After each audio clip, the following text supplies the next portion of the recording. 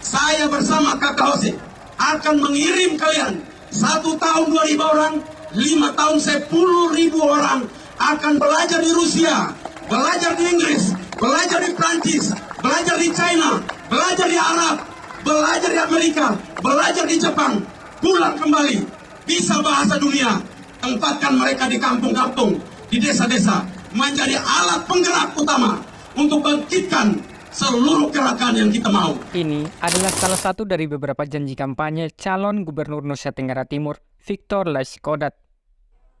Saat itu, calon gubernur NTT dari Partai Nasdem tersebut berjanji akan mengirim 10.000 orang yang akan belajar di Rusia, Inggris, Prancis, Cina, Arab, Amerika, dan Jepang. Janji inilah salah satunya yang membawa Victor Bung Tilu Laiskodat menjadi gubernur Nusa Tenggara Timur periode 2018-2023.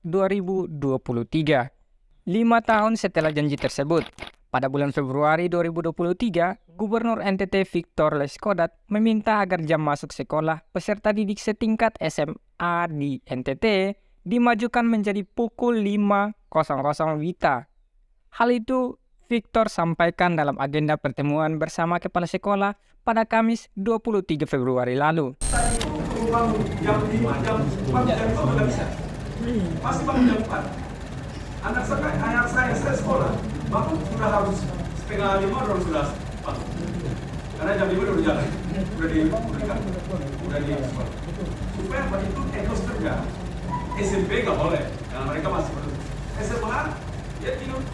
Mulai tidur jam 10, 11, 12, 1, 2, 3, 4, udah 6, tetap jam 4. Jam 4 udah bangun. Mandi setengah jam perjalanan di kota ini kan 3 jam, 30 menit sampai sekolah masing-masing. Jam 5, mulai pasti berat ini. Kalian guru-guru kepala sekolah berat, tapi tidak ada yang mulai baru yang murah, tidak ada. Semua yang melakukan perubahan itu pasti sakit.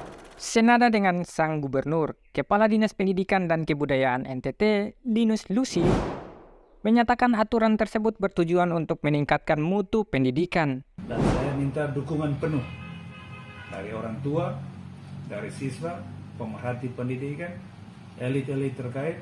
Mari kita dukung terobosan pemerintah provinsi untuk perbaikan mutu pendidikan Nusa Tenggara Timur.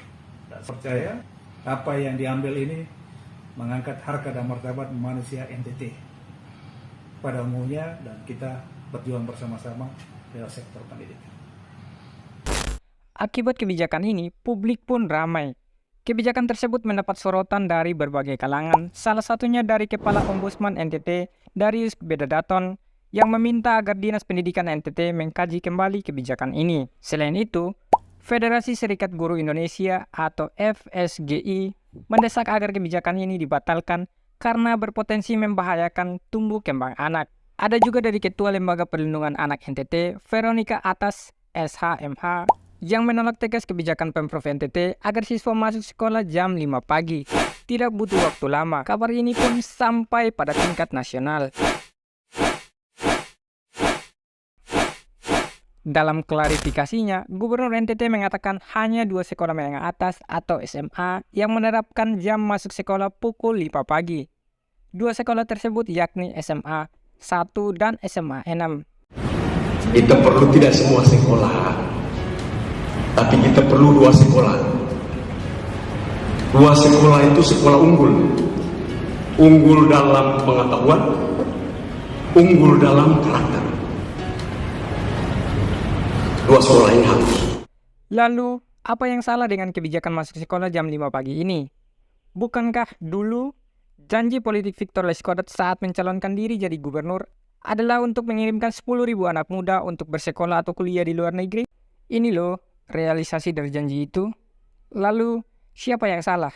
Yang memberi janji lalu merealisasikannya dengan kebijakan yang dinilai tidak masuk akal alias ngawur, atau memilih pemimpin yang menjanjikan sesuatu yang belum pernah dilakukan alias terdengar mustahil. Supaya diingat kembali, mari kita kembali pada tahun di mana Victor Bung Tilu Laiskodat mencalonkan diri menjadi gubernur NTT. Saya bersama Kakak Jose akan mengirim kalian 1 tahun 2.000 orang, 5 tahun 10.000 orang akan belajar di Rusia, belajar di Inggris, belajar di Prancis, belajar di China, belajar di Arab, belajar di Amerika, belajar di Jepang.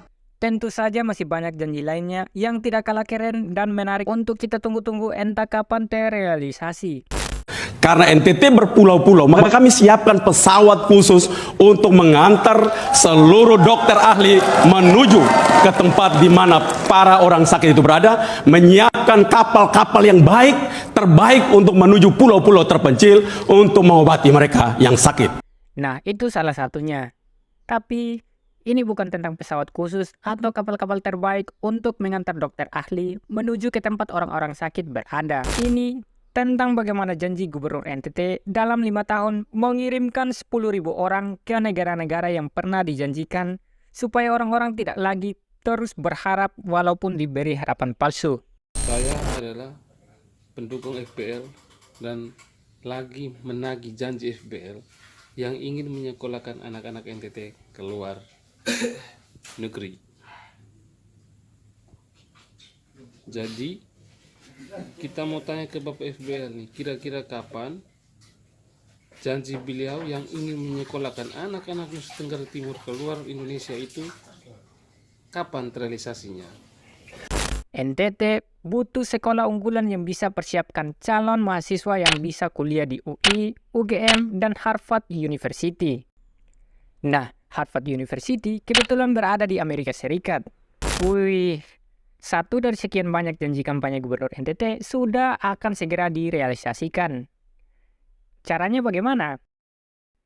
Pemprov minta 2 SMA di Kota Kupang jadi sekolah unggulan supaya menjawab tantangan itu. Kemudian, alokasi anggaran pendidikan dengan porsi terbesar juga akan diarahkan ke 2 sekolah unggulan tersebut yang salah satu syaratnya bersedia memulai sekolah jam 5 pagi.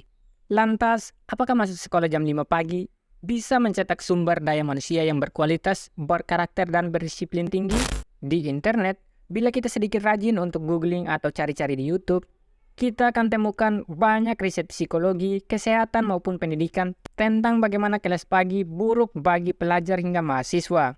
Beberapa studi mengatakan kurang tidur pada anak dapat mempengaruhi konsentrasi belajar.